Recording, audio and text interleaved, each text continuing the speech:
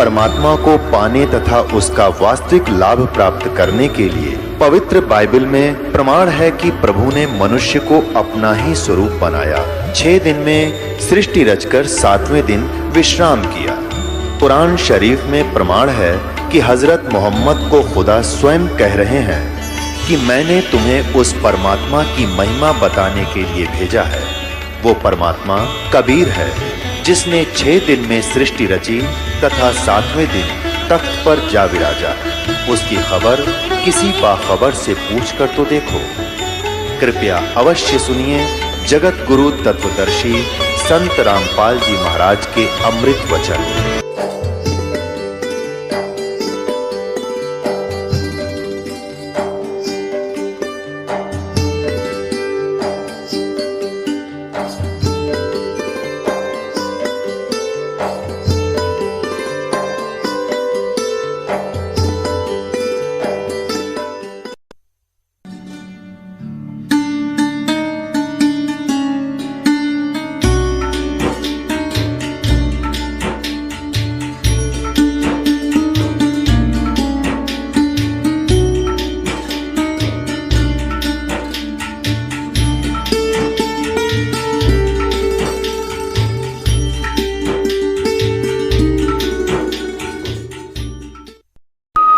स्वामी रामदेवानंद जी गुरु महाराज की। सर्व संतों की जय, सर्व भक्तों की जय, धर्मी पुरुषों की, श्री काशी धाम की जय, श्री छुडानी धाम की जय, श्री क्रोथा धाम की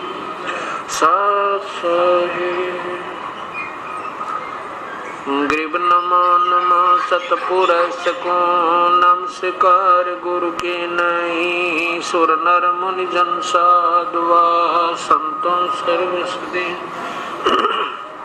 सतगुरु साहिब संत सब डंडो तुम प्रणाम। आगे पीछे मध्य हुए तिनको जा कुर्बान। निराकार निर्विषम काल जाल भयभंजनम निर्लेपम निज नीरगुण अकल अनुपवेशुन धुनम सोहम सुरति समाप्तम सकल समाना नीरतले उज्ज्वल हिरंबर हरदमम बेपरवाह था वार पार नहीं मध्य तम ग्रीब जो सुमर सिद्ध होई। गणनायक गलता ना करो अनुग्रह सोई। पारस पद परवन अति गणेश मनाऊं। गणनायक देवन देवा चरण कमल लो लाऊं। आद्यंत करु सेवा परम शक्ति संगीतम हृदय सिद्ध अवगत गुण यतीतम सतपुरुष निर्मोही।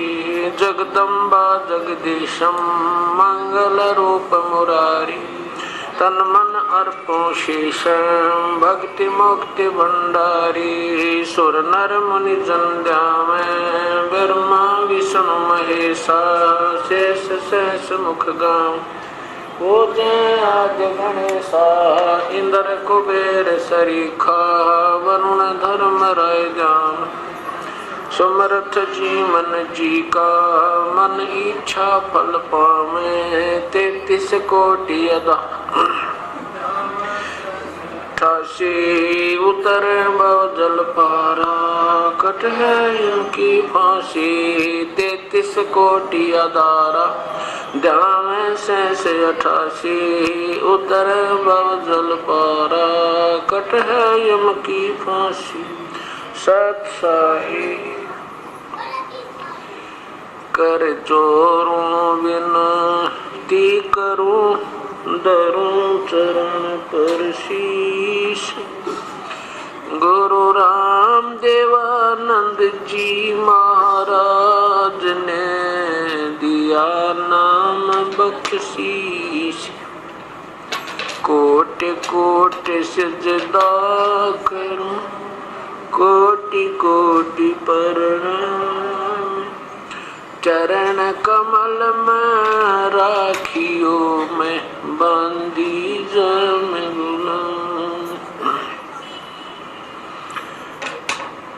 अवगुण किए तो बहुत किए, करत न मनिहारे।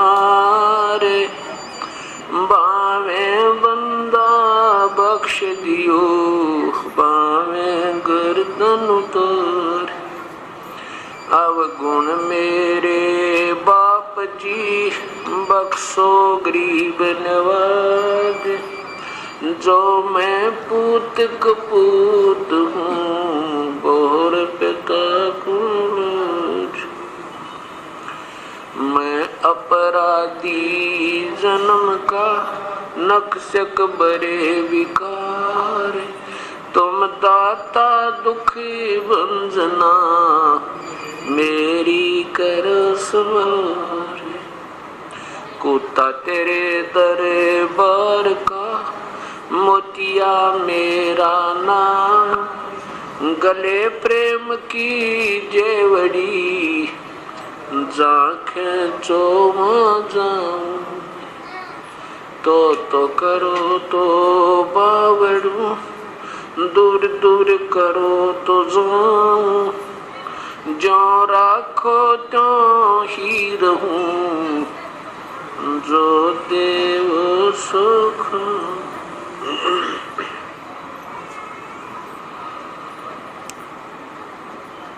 परमपिता परमात्मा, पूर्ण ब्रह्म, सारी सृष्टि के रचनहार, कुल मालिक कबीर परमेश्वर की असीम रजा से ये सत्यनारायण कथा प्रारंभ हो रही है। सत्यनारायण का अर्थ होता है अविनाशी परमेश्वर। हम उसे सत साहेब कहते हैं। सत साहेब कहो चाहे सत्यनारायण कहो, अमर पुरुष कहो, अकाल मूर्त कहो, शब्द स्वरूपी राम कहो, परम अक्षर ब्रह्म कहो, परमेश्वर कहो, राम कहो, अल्लाह कहो, गॉड कहो, चाहे रब कहो, खुदा कहो, ये शक्ति बोधक और पर्यायवाची भाषा भिन्न शब्द होते हैं। जो प्राणी सत्संग के अंदर आते हैं उनको ज्ञान होता है कि मानो श्री परमेश्वर ने किस वास्ते दिया था, इसका वास्तविक क्या कर्तव्य था, इससे हमने क्या लाभ उठाना था और हम कर क्या रहे थे।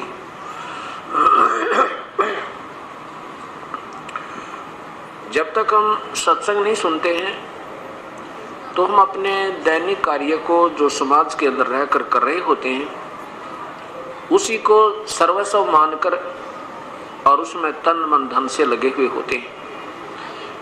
और जब हम सत्संग के अंदर आते हैं तो हमारी आत्मा को ये बोध होता है कि मैं कौन हूँ, कहाँ से आए थे, हमारा वास्तव कर्तव्य क्या था और हम कर क्या रहे हैं। और सत्संग का मिलना ये बहुत ही पुण्य कर्मों के संयोग से हुआ करता है। तुलसीदास जी कहते हैं सकल पदार्थ हैं जग माही, पर कर्म ही न नर पावे नहीं। और जो पुण्यात्मा प्रभु की तड़फ में तलाश में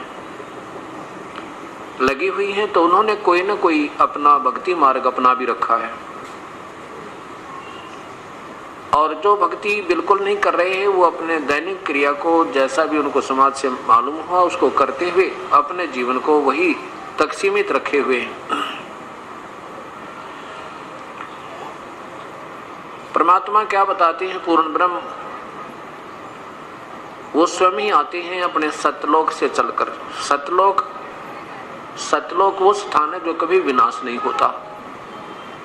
वो सतलोक कहो, उसे सतधाम कहो, रथ धाम कहो, उसे अमर स्थान कहो, शाश्वतम स्थान कहो, सदा रहने वाला जिसका कभी विनाश नहीं होता। उस सतलोक से चल के वो पूर्ण ब्रह्म सतपुरुष स्वयं ही यहाँ काल के लोक में आते हैं। ये 21 ब्रह्मांड इस ज्योति निरंजन ब्रह्म अर्थात क्षर पुरुष के हैं। और यहाँ पर जितने प्राणी इस काल के साथ यहाँ 21 ब्रह्मांड में रह रहे हैं ये अपने मूल स्थान को भूल चुके हैं। अपना मूल स्थान ये नहीं है जिसमें हम रह रहे हैं। अपना मूल स्थान सतलोक है, जहाँ से हम बिछुड़ कर आए हुए हैं, और जब तक हम वहाँ नहीं पहुँच लेंगे तब तक हमें कोई यहाँ का सुख हमें सुखी नहीं कर सकता। वो जानकारी हमें केवल परमेश्वर स्वयं आकर बता पाते हैं और कोई नहीं बता सकता। उस सतलोक के बारे में ना ब्रह्मा को मालूम, ना श्री विष्णु को मालूम, ना श्री शिव को मालूम, जो यहाँ के 3 लोक के अधीश्वर हैं, एक एक विभाग के मंत्री एक ब्रह्मांड के अंदर है।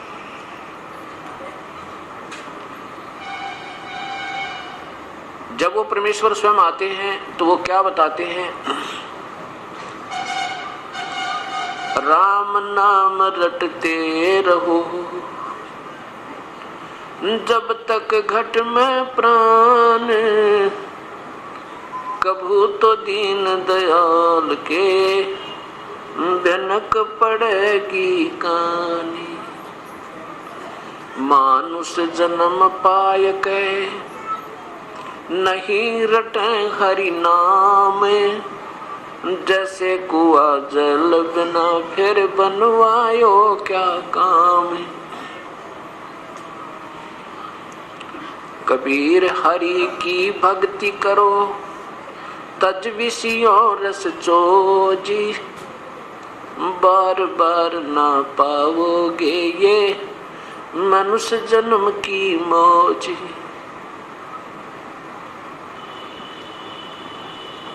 राम रटत कोडी भलो, चू चू पड़े जो चामे। भाई सुंदर शरीर किस काम का, जामुख नाही नामी। राम रटत कन्या भली, साकेट बलान पूती। जैसे बकरी के गल में गलथना, जिसमें दूध नहीं मूती। लूट सको तो लूटियो, राम नाम की लूटी। पीछे फिर पछताओगे, प्राण जाएंगे छूटी। राम रटत दारिद्र भला, टूटी घर की छान। वो सुंदर महल किस काम के जा, भक्ति नहीं भगवान।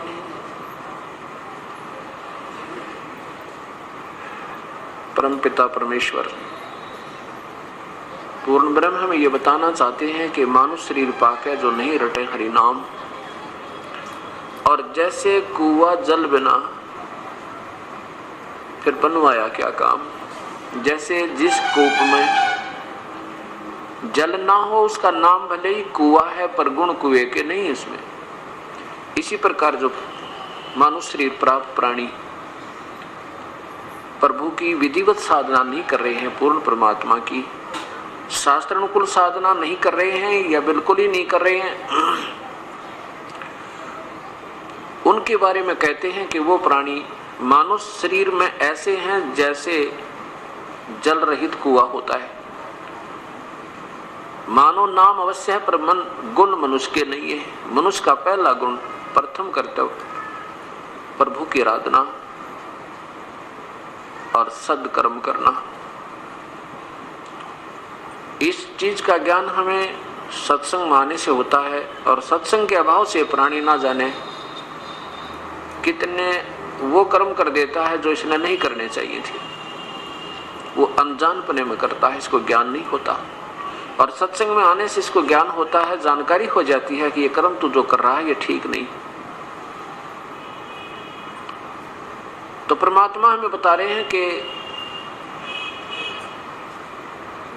कबीर हरि की भक्ति करो तज विषयों रस चोच।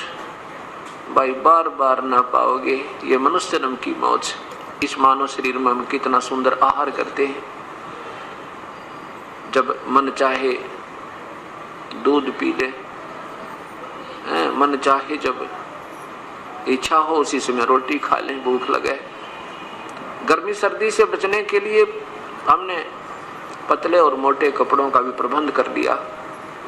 प्राकृतिक आपदाओं से, आंधी से, तूफान से, वर्षा से, ओलों से गढ़ों से बचने के लिए भी हमने कोई छान डाल लिया, कोई मकान बना लिया, कोठी बना ली, और कोई तकलीफ हो जाती है शरीर में तो हम डॉक्टर से दिखा लेते हैं और राहत पा लेते हैं।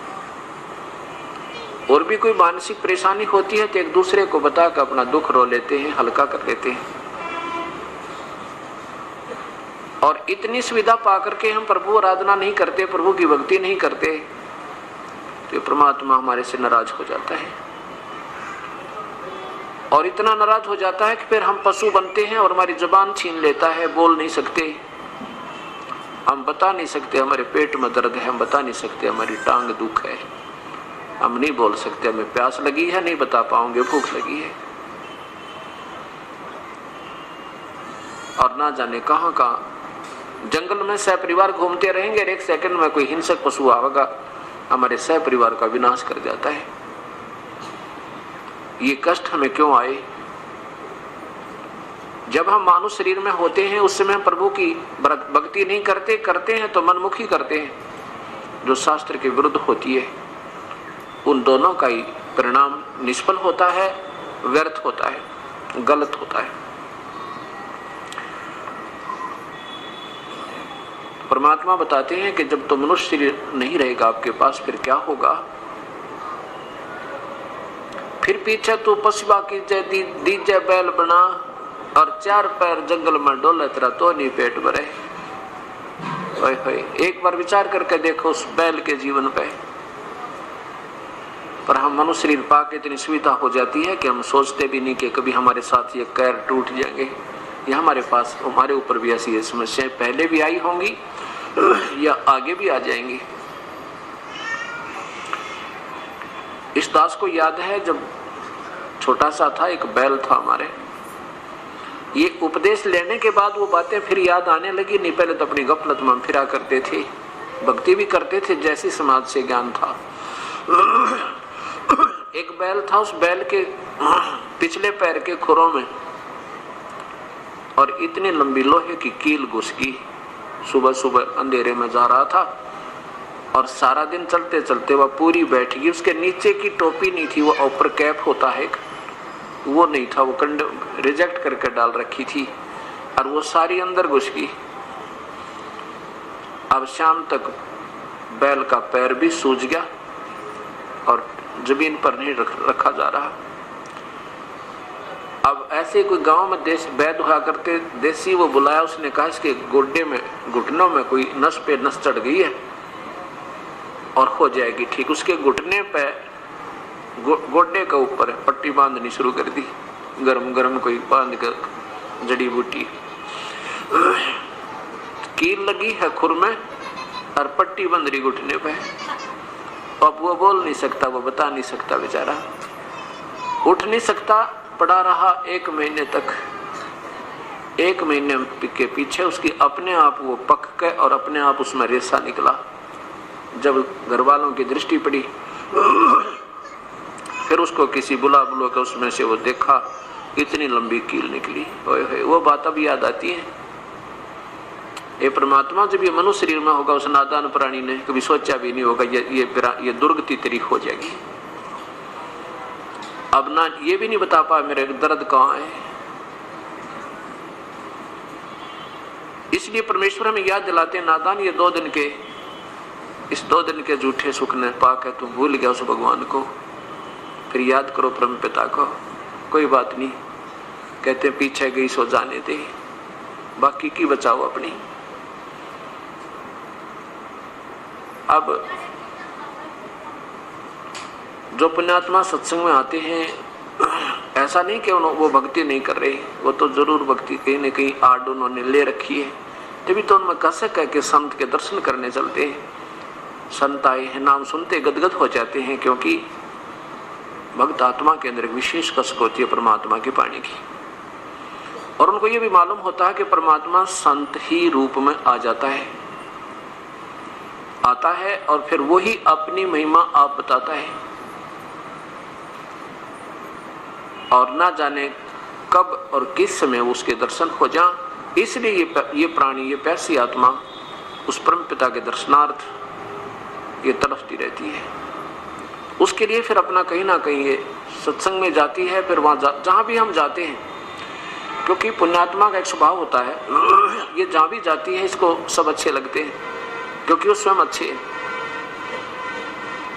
अब जैसे कोई चोर हो और वो चला जाए, रास्ते में जा रहा है, कितनी देर होगी रात में, और वो कहता किसी व्यक्ति जो अच्छी आत्मा का था, अभी मैंने रात में रुकना है तेरे यहाँ पर, तो वो पुण्यात्मा जो जिसमें आप खोट नहीं था, जिसमें वो स्वयं चोर नहीं था, वो नेक आत्मा था, वो उसको एक नेक आत्मा समझता है और कहता आजा भाई रुक जाओ, कोई बात नहीं, आप ही का तो घर है, खाना खिलाता है और वही सुला देता है जहाँ वो आप सोया हुआ होता है, क्योंकि उसके मन में ये नहीं कि ये चोर है, क्योंकि वो स्वयं चोर नहीं।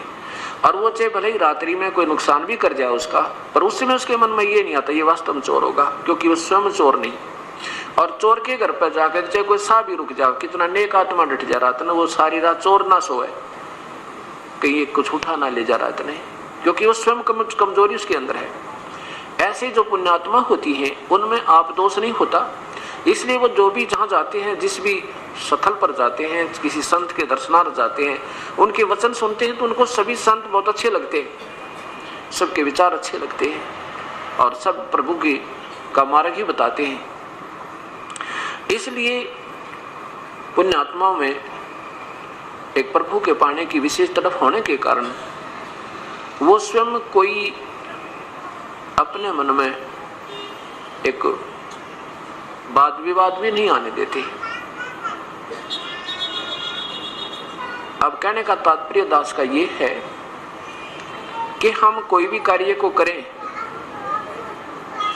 तो उससे पहले हम उसके बारे में पूर्ण परिचित होना चाहिए। अब जैसे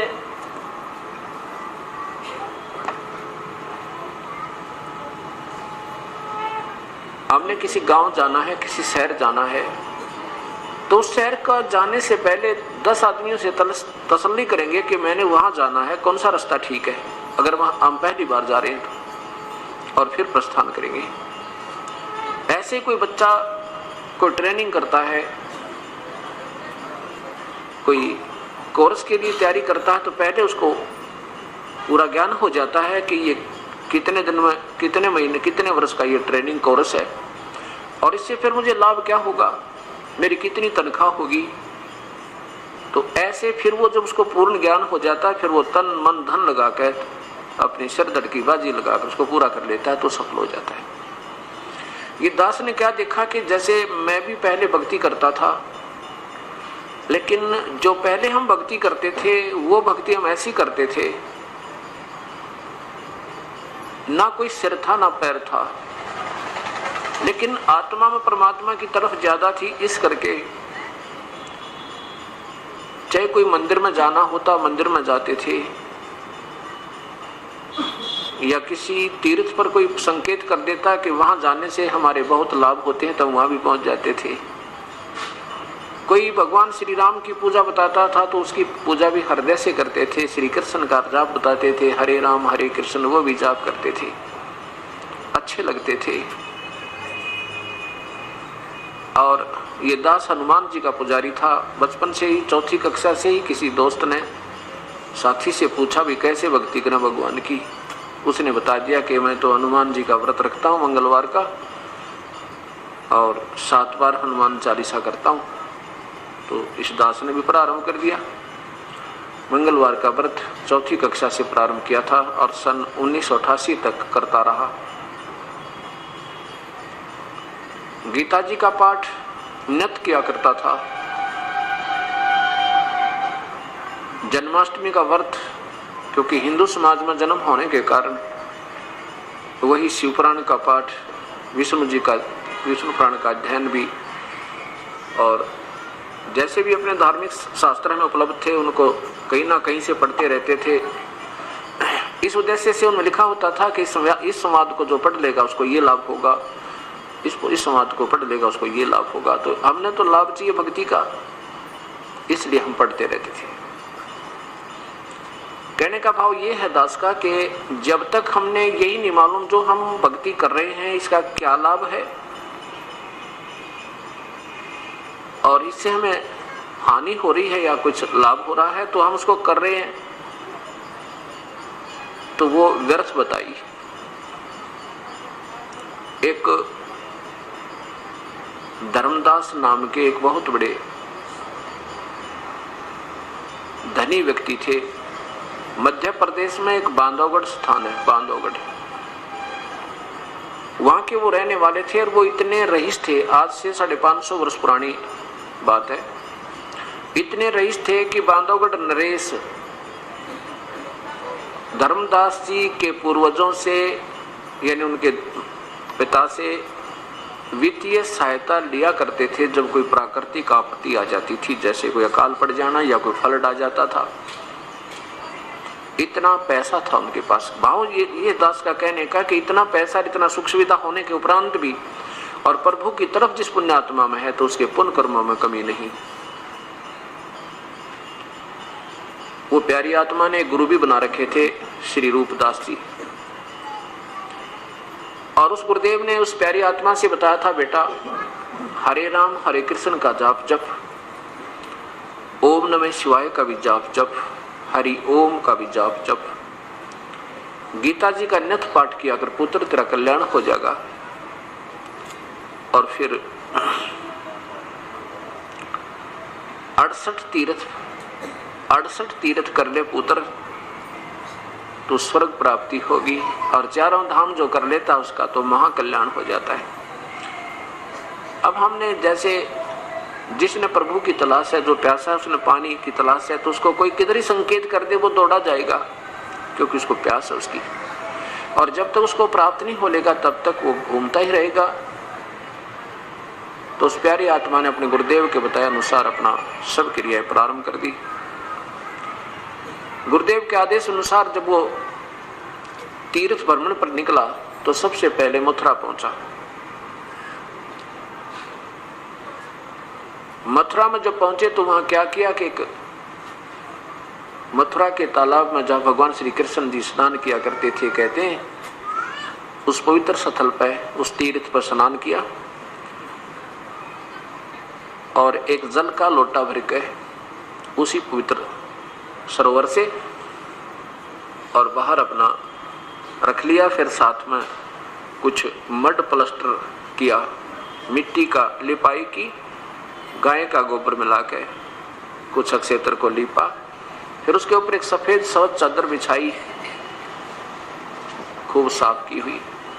उसके ऊपर पहले कर्म कांड किया, भगवान श्री कृष्ण जी की मूर्ति अर्थात विष्णु जी की, ठाकुर जी की मूर्ति को एक सुंदर प्लेट पर रख के उसको नहलाया साफ पानी से। फिर पुराने कपड़े निकाल के अलग रख दिए थे, फिर नहलाया, फिर स्वच्छ कपड़े पहनाए, फिर कंठी डाली, तिलक लगाया, मुकुट रख दिया और फिर धूप दीप लगा के गीता जी का पाठ प्रारंभ किया। इतने में वो पूर्ण परमात्मा, पूर्ण ब्रह्म, सारी सृष्टि के रचनहार, कुल मालिक कबीर साहब, उसमें वो काशी में एक जुलाहे का रोल कर रहे थे। वहां आकर बैठ के उस प्यारी आत्मा से ज्यादा 20 या 30 फुट की दूरी पे और बड़े ध्यान पूर्वक देख रहे हैं उसकी क्रिया को, धर्मदास जी की क्रिया को। जब धर्मदास जी ने देखा कि ये और क्या स्वरूप बना रखा था परमेश्वर ने, एक जिंदा महात्मा का। जिंदा महात्मा कैसे होते हैं? मुसलमानों में होते हैं जिंदा महात्मा संत। उनकी एक ही जो ना ओवरकोट पहनते हैं, ऊपर पूरा एक कोट टाइप सा, चोगा बोल रहे हैं उसने, नीचे घुटनों से नीचे तक का होता है, पिंडलियों तक, और वो पहन रखा और कच्चा होता है घुटनों से ऊपर तक, लंबे लंबे कच्चे जैसे सरदार पहना करे। और सिर पे टोप छोटा सा से काला लंबे चोटे का। ये वेशभूषा उन संतों की होती है जिनको जिंदा महात्मा कहते हैं, जिंदा संत कहते हैं, साधु कहते हैं। उस जिंदा वाले महात्मा में के रूप बनाकर परमात्मा उस प्यारी आत्मा के पास उसकी क्रिया देखने के लिए बैठ गया, विराजमान हुआ। जब वो धर्मदास ने देखा कि ये मुसलमान हो गए और तेरी पूजा को देख रहा है, तो इससे लगता है कि अच्छी आत्मा है, हो सके तेरी बात को मान के ये सतभक्ति कर लेवे और गीता जी जैसा शास्त्री पृथ्वी पर नहीं है, ऐसा वो समझाना चाहता है। इसलिए गीता जी के पाठ को ऊंचे ऊंचे सुर में पहले संस्कृत पढ़े, ऊर्ध्व मूलम अधः शाखम, और फिर हिंदी, फिर उसकी हिंदी पढ़े। ऐसे पढ़े कि ये सामने वाला अट्रैक्ट हो जाए और ये लग जा सतभक्ति पे। अब चक्कर क्या पड़ा हुआ है कि हिंदू तो समझते हैं मुसलमानों की भक्ति गलत, और मुसलमान समझते हैं हिंदू गलत साधना करते हैं, और ईसाई समझते हैं कि हम श्रेष्ठ, ठीक, हमारी साधना ठीक है, और सिख समझते हैं हम पूजा जो करें सर्वश्रेष्ठ है।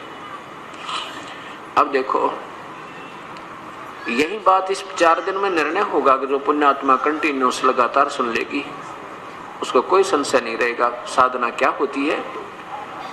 साधना तो एक ही है और वो श्रेष्ठ ही है अगर वो मिल जावत है। जब तक हमें वो नहीं मिलती तब तक हम एक दूसरे को अश्रेष्ठ और अपने को श्रेष्ठ मानते रहते हैं।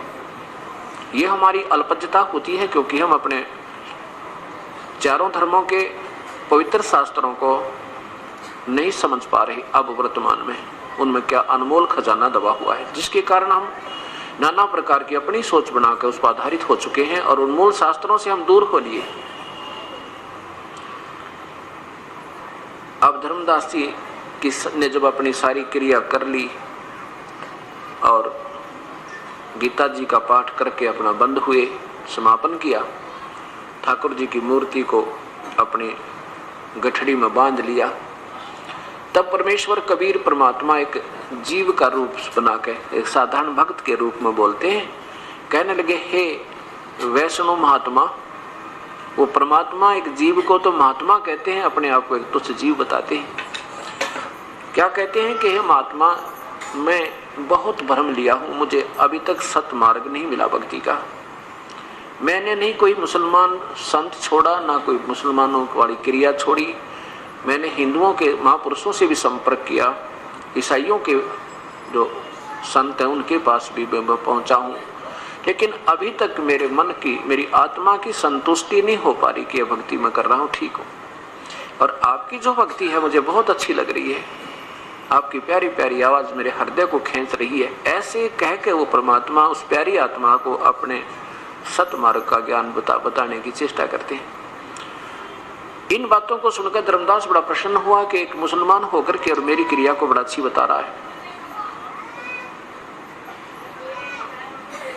तो बताने लगा, कहने लगा, जिंदा बैठ जा, तेरे भाग बड़े जो आप मुसलमान होकर के और मेरी बात को सहन कर लोगे, बताऊंगा, उसको सुनोगे। तब उस प्यारी आत्मा परमात्मा ने कहा कि धर्मदास कहने लगा, भाई देखो महात्मा जी, हमने तो अपना जीवन कल्याण चाहिए। आज हम मुसलमान हैं, कल ना जाने हम किस जन्म में होंगे। आज हम हिंदू हैं, ना जाने कल किस मजहब में हमारा जन्म होगा।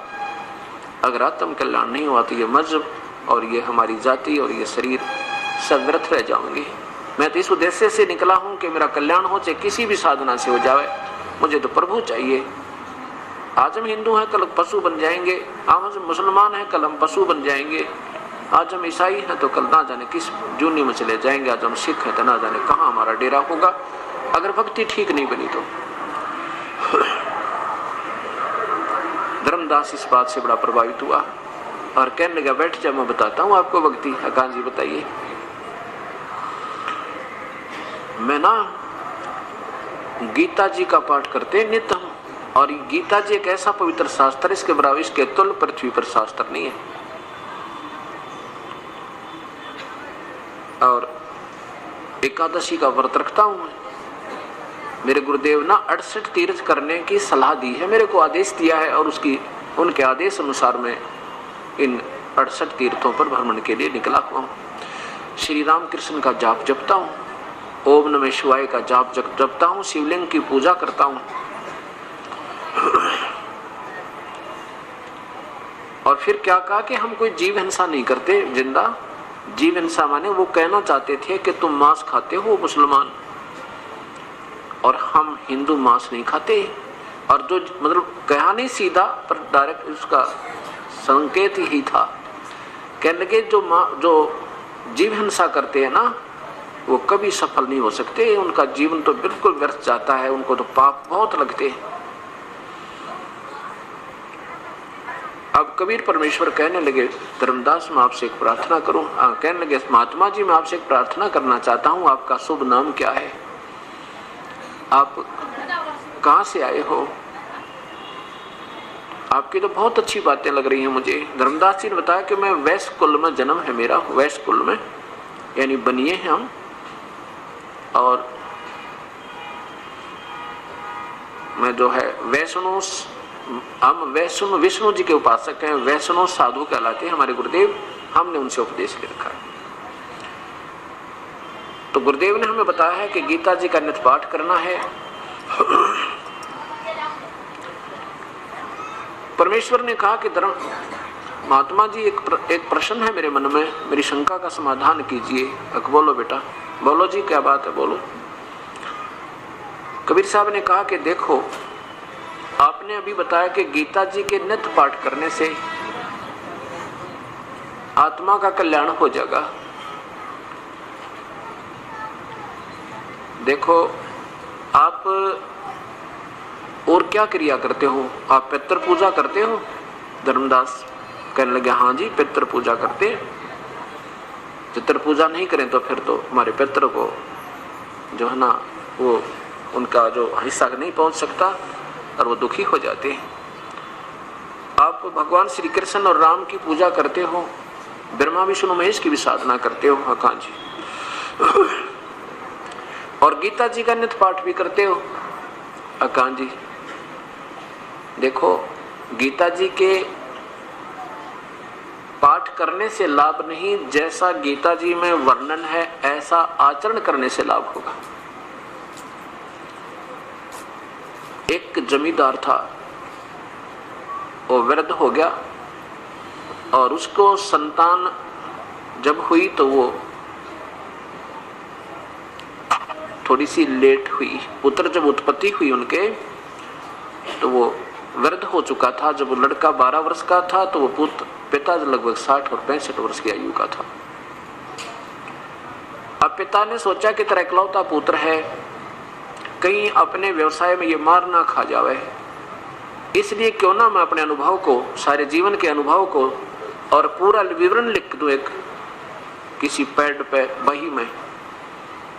उसने अपना पूरा एक्सपीरियंस, हर क्रॉप का, हर फसल का, किस में बीजनी चाहिए, उसमें कितना, एक एकड़ में कितना बीज डलेगा, कितनी बार उसकी, किस समय में उसमें पानी डाला जाएगा, किस समय उसमें खाद डालनी है, फिर क्या स्थिति होगी, उसको कैसे संभालना है, ऐसी स्थिति हो जाए तो उसमें ऐसे खाद डालना है, तो सब कुछ लिख के और एक पूरी बही के अंदर यानी एक पैड में लिख दिया और कहा, पुत्र इस पैड को पढ़ना और इसके अनुसार बेटा खेती करना, तो अपना व्यवसाय करना, तो सफल रहेगा।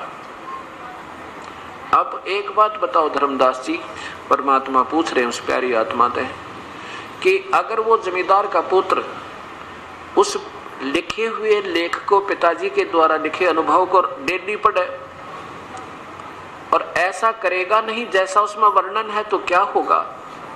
क्या वो धनी हो जाएगा? क्या उसका कल्याण होगा, उसको लाभ होगा?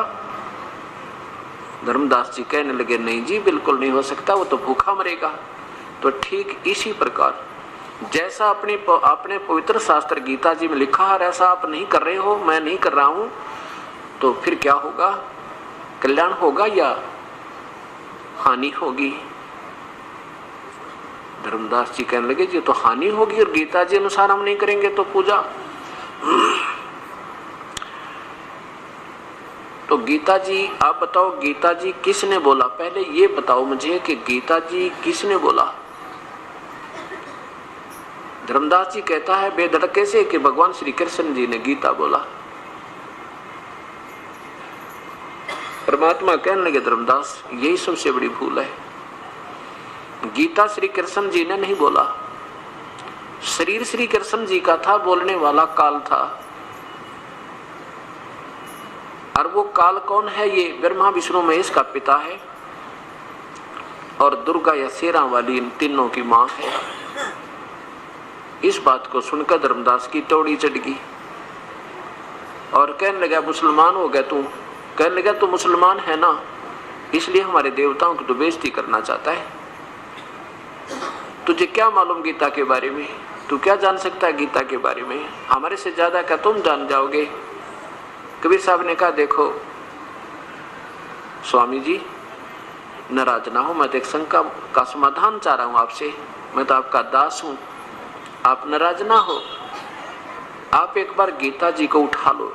गीता जी कोई किसी का व्यक्ति विशेष का शास्त्र नहीं है, और ये पवित्र शास्त्र उस समय लिखा गया था, ना तो कोई हिंदू था, ना मुसलमान, सिख, ना ईसाई, हम एक पिता की संतान हैं, हमारे पूर्वज एक थे। आपके नहीं किसी सर्कमस्टांसिस में किसी ऐसी मजबूरियों के कारण अलग हो गए हैं, लेकिन हम एक हैं, आज भी एक हैं। जब थोड़ी सी विवेक से सोचेंगे तो आज भी दो नहीं। लेकिन गीता जी में जो लिखा वो सोचो आप क्या लिखा है और किसने बोला है। धर्मदास चुप हो गया कि चल इसने कह लेने दे, जो ये कहेगा थोड़ी सी देर और सुन लेता हूं भाई। क्यों, धार्मिक आत्माओं में एक विशेष कसक होती है और ज्यादा वाद विवाद नहीं होता। बेशक दुखी हो रहा था उनकी बातों से, फिर सोचा कि देखते ही क्या बताएगा भाई। कृष्ण जी ने नहीं बोली तो और किसने बोली, क्या जाने इन बातों को। तो ऐसा वो सोचकर परमात्मा ने कहा देखो गीता जी के ज्ञान की कब आवश्यकता पड़ी कि जब अर्जुन युद्ध करने से मना कर देता है। और युद्ध क्यों हो रहा था कि कौरव और पांडवों का आपस में भाई बंटवारा नहीं हो रहा था। एक भाई बंटवारा था, ये कोई धर्म युद्ध नहीं था। धर्म युद्ध तो वो होता जो सेनाओं पर लड़े, एक देश दूसरे पर बदमाशी करे तो उसके लिए सिरदर्द की बाजी लगाओ, तो वो धर्म युद्ध होता है। और ये तो एक भाइयों का आपस में बंटवारा था, ये नहीं हो रहा था लड़ाई होगी। और जब युद्ध दोनों का बंटवारा नहीं हो रहा था तो भगवान श्री कृष्ण 3 बार गए थे शांति दूत बनकर, और दोनों को समझा रहे थे भैया लड़ाई ठीक नहीं, युद्ध बहुत बुरी चीज होती है। दोनों को बैठकर खूब समझा के देखो ये सब पृथ्वी यही है, अरबों खरबों व्यक्ति इस पर कब्जा कर कर मर गए हैं, राजा चले गए इनको पर अपनी राज को बना बना के, आज उनका नामो निशान नहीं है।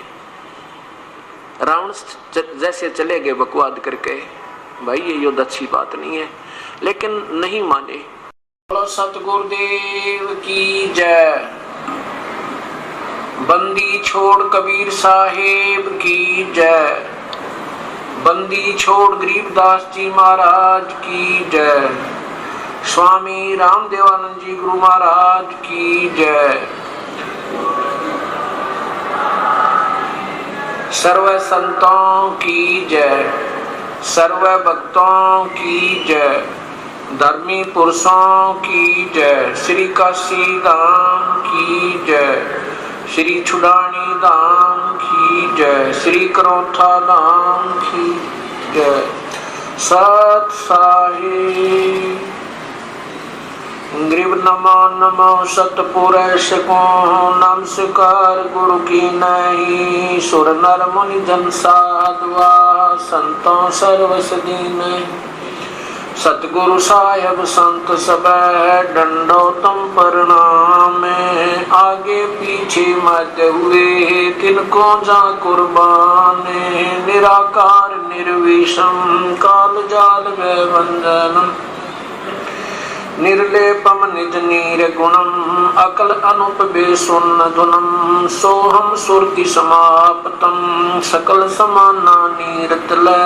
उज्ज्वल हिरंबर हरदम बेपरवाह था है वार पार नहीं मद।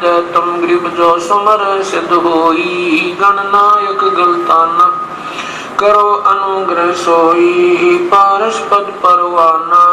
आदि गणेश मनाम गणनायक देवन देवा। चरण कमल लो लाऊं आद अंत करूं सेवा। परम शक्ति संगीतम रिद्धि सिद्धि दाता सोई। अवगत गुण अतीतम सत पुरुष निर्मोही। जगदम्बा जगदीशम मंगल रूप मुरारी।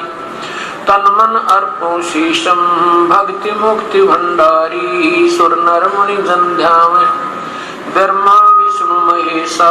शेष शेष मुख गावे पूजय आदि गणेशा। इंद्र कुबेर सरीखा वरुण धर्म राय जावे। समर्थ देवन जी का मन इच्छा फल पावे। 33 कोटि अदारा ध्यावे से 88 उतर भव जल पारा, कट है यम की फांसी 33 कोटि अदारा। जावे से 88 उतर भव जल पारा, कट है यम की फांसी।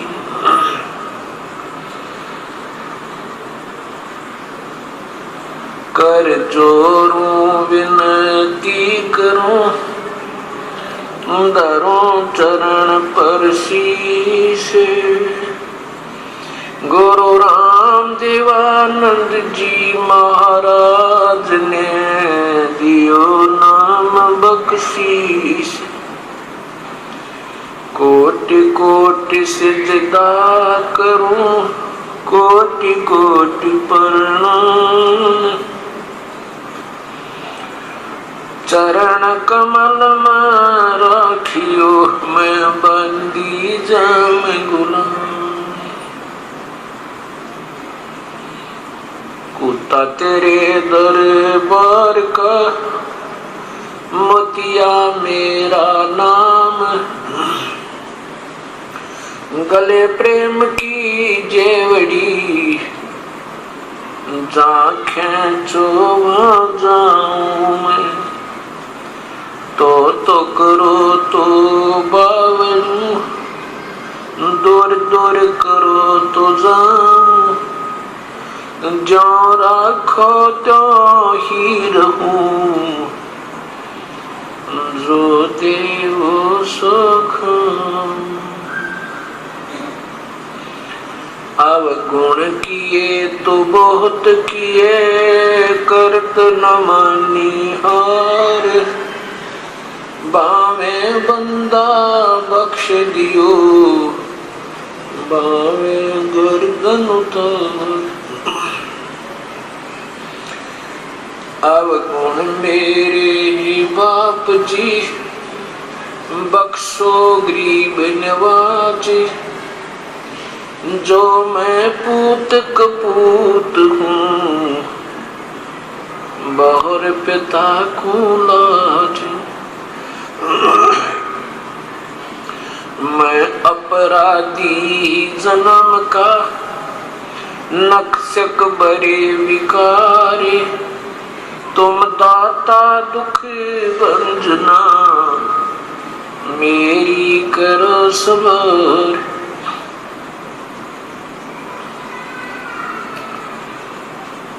परमपिता परमात्मा पूर्ण ब्रह्म, सारी सृष्टि के रचनहार, कुल मालिक कबीर परमेश्वर की असीम कृपा से आज ये 5 दिवसीय विशाल सत्संग प्रारंभ हो रहा है।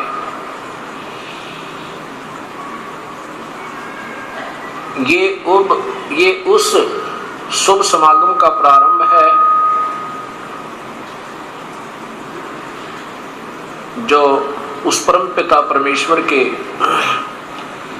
अपने सतलोक से इस काल के लोक में प्रकट होने का वो शुभ दिन ज्येष्ठ सुदी पूर्णमासी है, जिस दिन वो परमेश्वर अपने सतलोक को त्याग कर यहाँ बनारस के अंदर विक्रमी संवत 1455 सन 1398 के अंदर ज्येष्ठ सुदी पूर्णमासी ब्रह्म मुहूर्त सूर्य उदय होने से 1.5 घंटा लगभग पूर्व जो होता उसे ब्रह्म मुहूर्त कहते हैं। मैं आकर के लहर तारा तालाब वाराणसी अर्थात काशी के अंदर एक बालक रूप बनाकर एक कमल के फूल के ऊपर विराजमान हुए थे।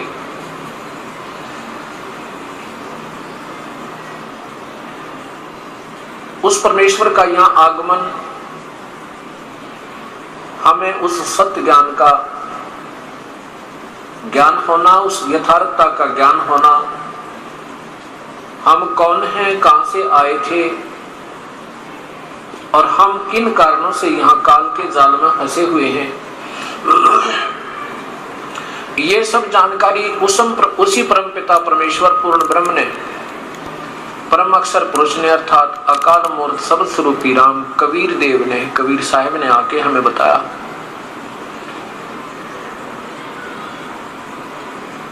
उसके उपलक्ष्य में ये 5 दिवसीय विशाल सत्संग मनाया जा रहा है।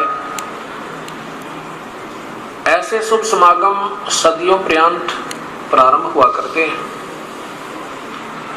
वैसे तो संतों की कमी नहीं, सत्संगों का अभाव नहीं, श्रोताओं की कमी नहीं, लेकिन जैसा हमारे पवित्र शास्त्रों में पूर्व प्रमाण था और वो हम तक नहीं पहुंच पाया,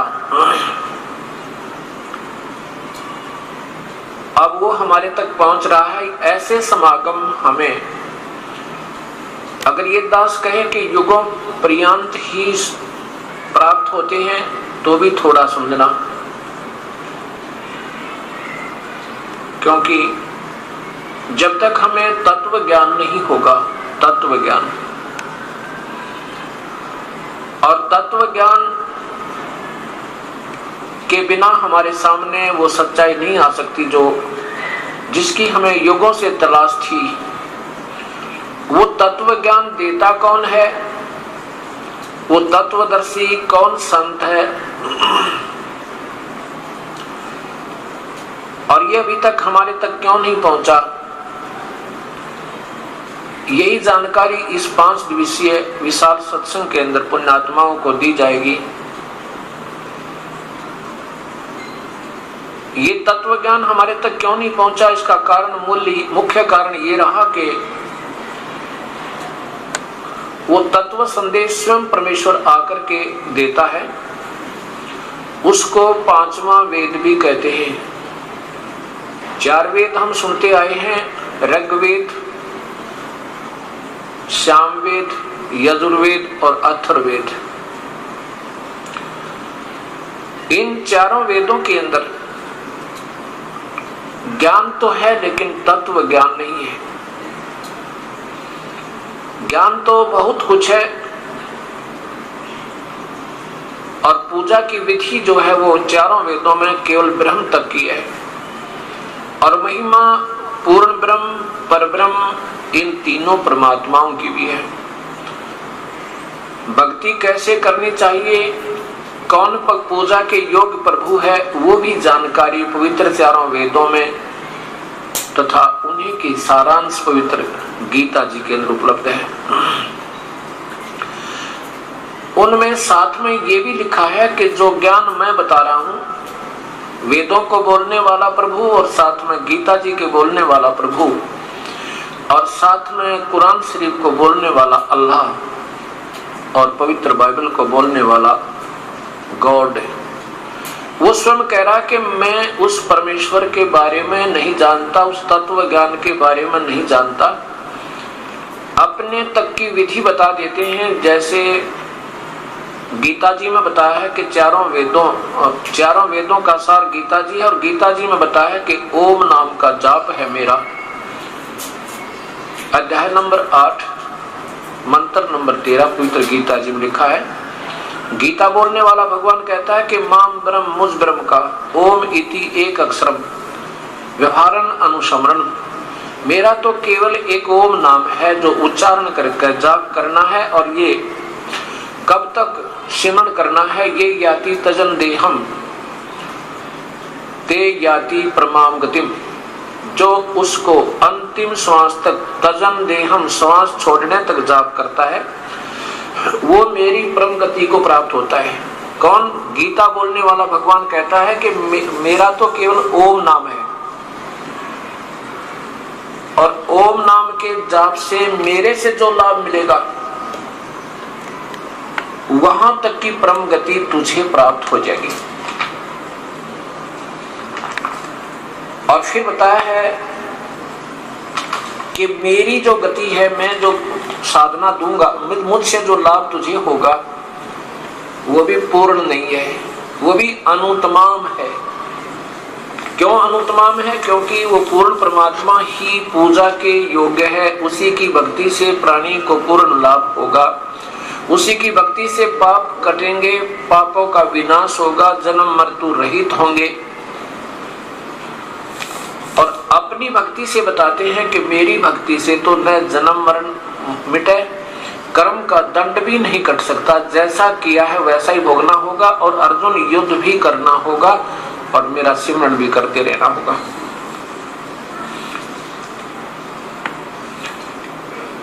अब ये तत्व ज्ञान आपके सामने आ रहा है। ये सब मिलाकर ही पांचवा वेद होता है, जिसमें वर्तमान के सभी शास्त्रों का सारांश और साथ में उस परम पिता का वास्तविक ज्ञान, इसे तत्व ज्ञान अर्थात सूक्ष्म वेद, सबसम वेद के नाम से जाना जाता है। देखिएगा पवित्र गीता जी, गीता किसने बोला है? ये ब्रह्म बोल रहा है, ये काल बोल रहा है गीता जी को।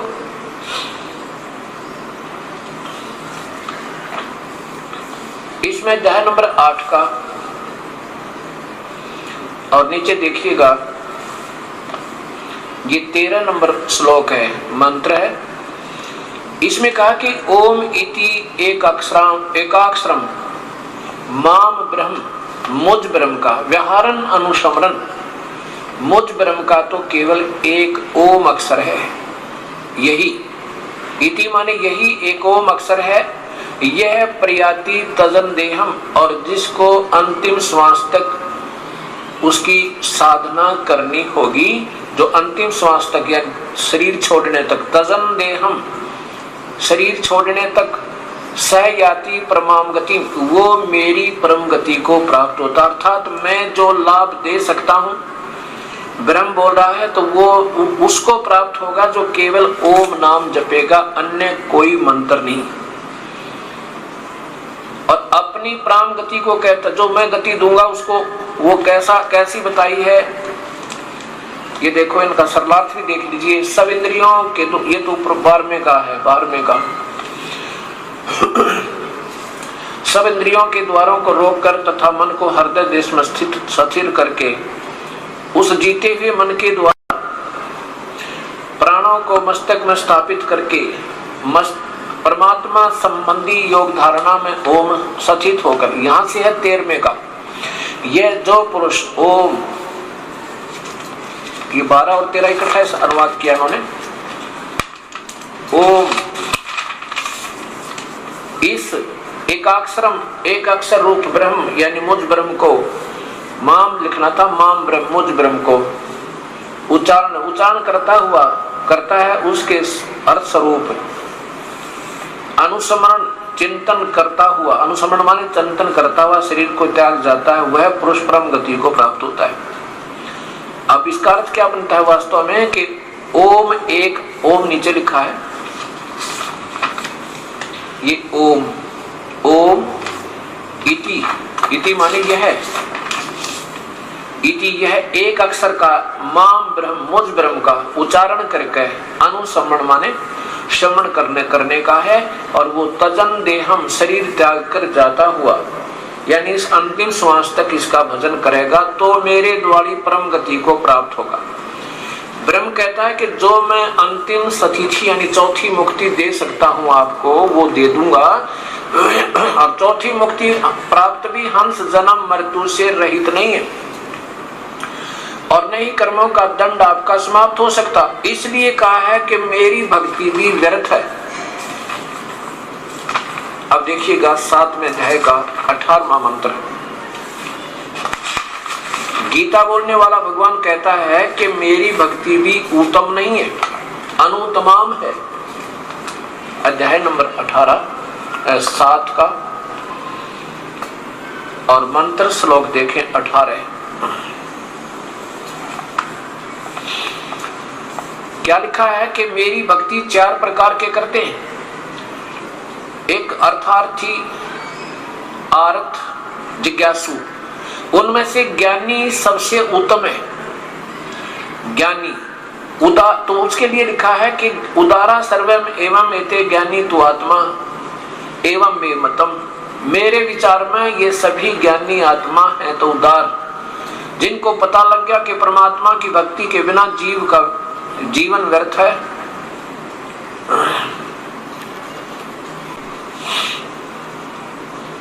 तो इसमें बताया कि तो ज्ञानी वो हैं जिनको पता लग गया कि परमात्मा की भक्ति के बिना जीवन व्यर्थ है, और उनको ये ज्ञान हुआ कि केवल एक प्रभु ही भक्ति योग्य है, अन्य नहीं है।